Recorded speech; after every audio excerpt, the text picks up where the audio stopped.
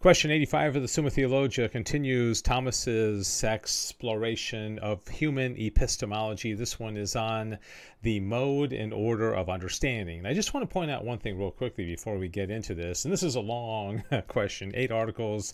It's pretty complicated, just like the one yesterday.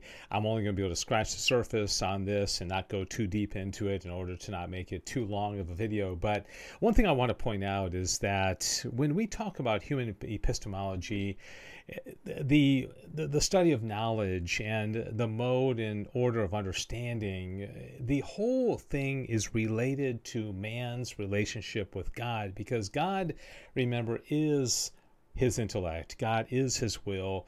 God is understanding. God is all in one. He is his essence. He is his existence. And so when we talk about understanding things even in the physical world, this is all related to our being able to come to know God, because God created the world with his intellect and his will. So the more we are able to understand how we have a relationship with the outside world through our knowledge of it, means not that we come to know the world, which is all great and well, that we know sunsets and lizards and snakes and, aardvarks and, cucumbers, but really it's that God created all these things. So we're really, if we don't understand that this is all related to God as the unmoved mover and the uncaused cause, well, we're kind of wasting our time.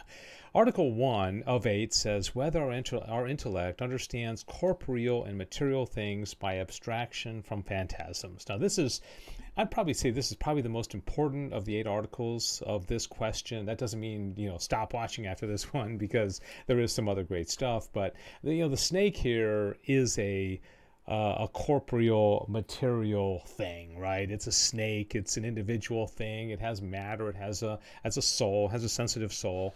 So what Thomas is saying is, do we abstract phantasms? A phantasm is an image of a corporeal thing that we have in our mind. So if you imagine your, let's say, the first date you went on with your spouse, or your first grade classroom, or the football game you went to last Friday night, if you can imagine that scene or the people you saw, those are all phantasms, because you saw them, it registered, it was something physical, but intellectually you were able to abstract a phantasm or an image in your imagination out of it, and then you can recall it, right? So if I took this picture of that snake away, like I just now, you still have that image of that snake in your mind, right? Because you abstracted a phantasm from the image that I just showed you, okay? So that's what he's talking about here.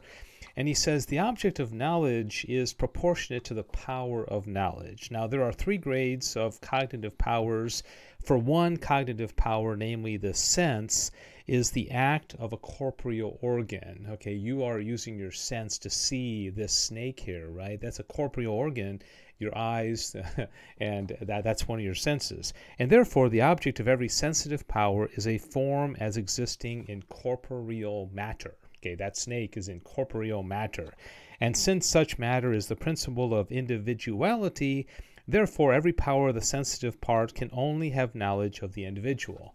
So you see this one snake here, or if you were out in the woods and you saw that another snake, that's an individual snake, but you're able to abstract snakeness. That's what the intellect does. The intellect looks at universals and not particulars. The particulars is up to the senses. There is another grade of cognitive power, which is neither the act of a corporeal organ nor in any way connected with corporeal matter, such as the angelic intellect. Now, we had a whole lot of videos before about the angelic intellect. If you haven't watched those, go back and watch those first. The object of whose cognitive power is therefore a form existing apart from matter. Now, the angel could know of this individual snake, but not through senses, because they don't have senses. It's never going to see this snake, right? For though angels know material things, yet they do not know them save in something immaterial, namely either in themselves or in God. It's kind of hard for us to imagine knowing that snake not materially. How would I know it in my mind? But you can imagine, like I said, when I take that picture away, you can still imagine that green snake, right?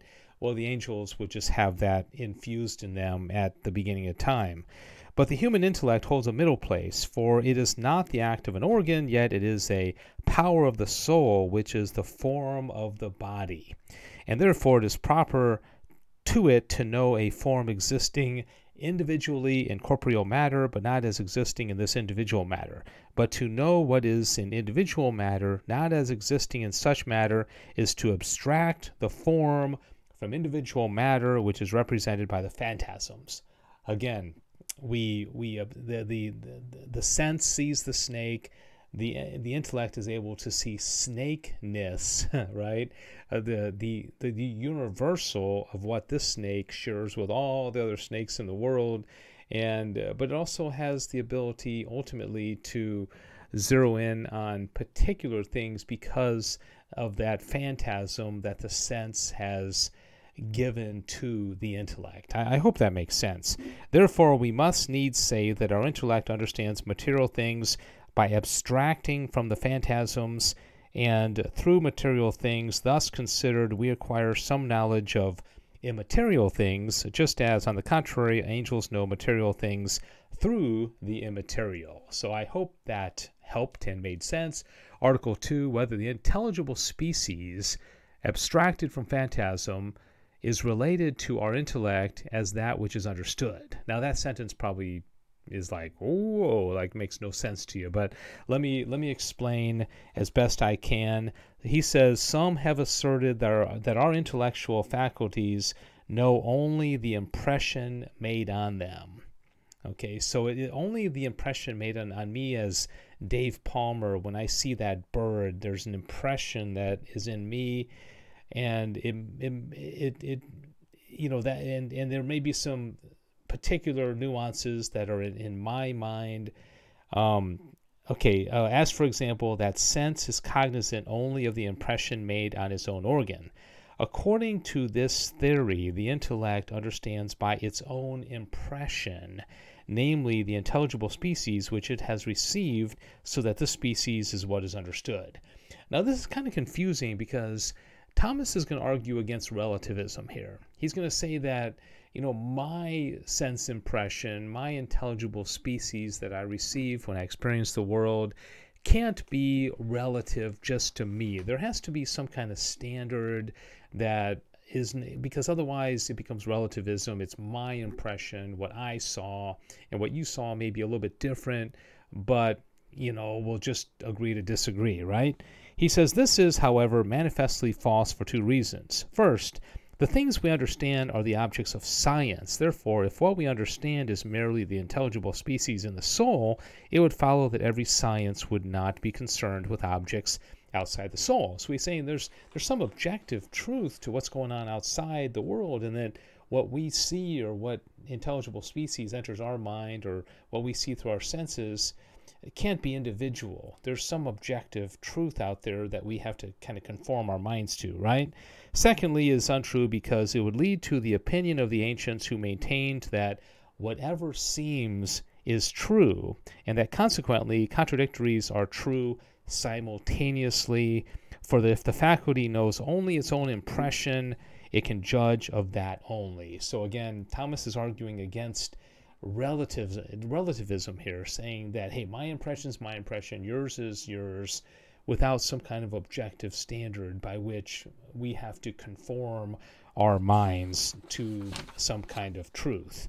Whether the more universal is first in our intellectual cognition. Okay, I'm going to read the first paragraph here and then let it be, because there's a whole lot I could read.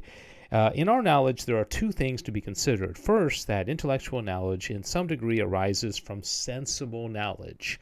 And because sense has singular and individual things for their object, and intellect has the universe for its object, it follows that our knowledge of the former comes before our knowledge of the latter.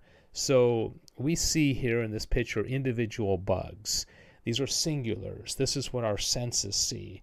Our intellect, on the other hand, would have the capability of universalizing, bugness and seeing the universal and not just the particular individual that the sense sees.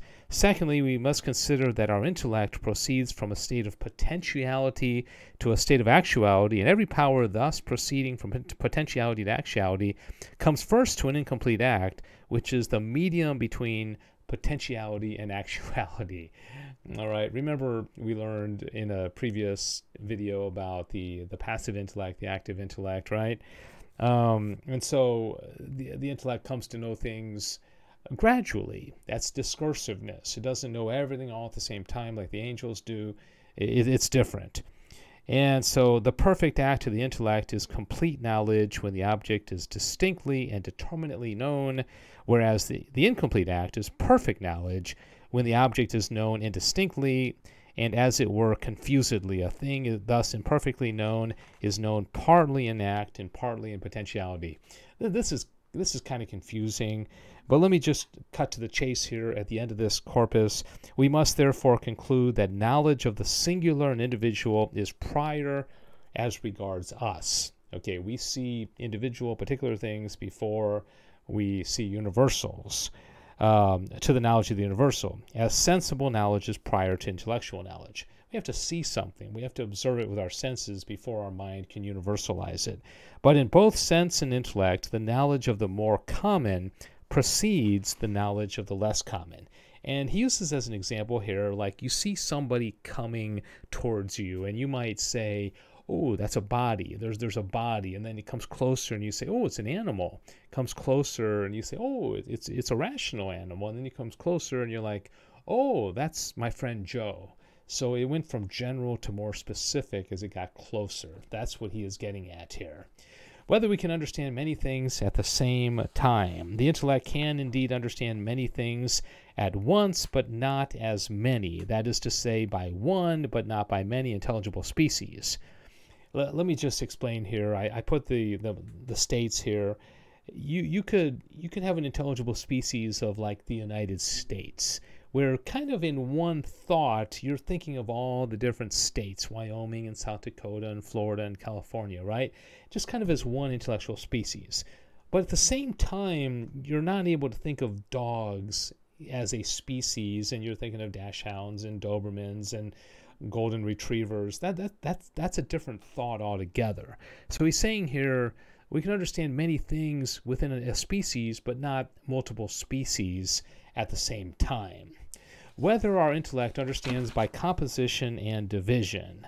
Yes, this is the way that our minds work. The human intellect must of necessity understand by composition and division, for since the intellect passes from potentiality to act, it has a likeness to things which are generated, which do not attain to perfection all at once, but acquire it by degrees. So we learn things. That's why I put this picture of this girl. She didn't learn her math tables instantly. She practiced, and the teacher taught her, and she learned principles of mathematics, and slowly but surely she starts to get it down. Thomas says the angelic and the divine intellect, like all incorruptible things, have their perfection at once from the beginning. Hence the angelic and the divine intellect have the entire knowledge of a thing once and perfectly, unlike humans. Can the intellect be false? I'm going to summarize this one. He says the sense and the intellect can't really be false, but only accidentally. And he gives some examples. He says, for example, when our senses judge the sun to be a foot in diameter, whereas in reality it exceeds the earth in size, much more is sense deceived concerning accidental sensible objects, as when it judges that vinegar is honey by reason of the color being the same. So the senses can kind of be fooled, but he's saying ultimately they aren't. And the intellect can also kind of put things together in a weird way.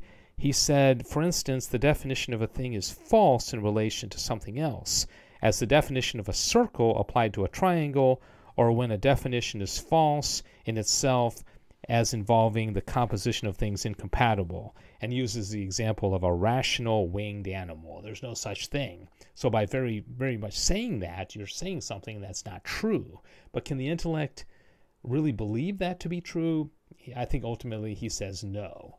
Whether one person can understand more and the same better than another can, He says yes. I think we know that through experience, that some people are more naturally gifted in understanding than others. And he uses the example of some people have better physical capabilities as well. And so whether the intellect understands the invisible before the divisible. I got to admit, this one, little confusing to me. He's going to say yes. He gives a few examples of indivisible things. The continuous is indivisible. The indivisible is so called in relation to species, as man's reason is indivisible. And the third kind is what is altogether indivisible, as a point and unity. And so I got to admit, I read this, I'm like, whatever. I mean, so just suffice it to say that the intellect does understand the indivisible before the divisible, probably because it's more simple, it's more basic, and Thomas always tends to like the simple before the more complicated, right? All right, well, that is going to do it. I hope you enjoyed this lesson 85, this question on the mode and order of understanding. It was kind of complicated, but then again, we are complicated creatures, and I hope you're enjoying this journey through the Summa Theologia, one question at a time. Thank you for watching. St. Thomas Aquinas, please pray for us, and God bless you.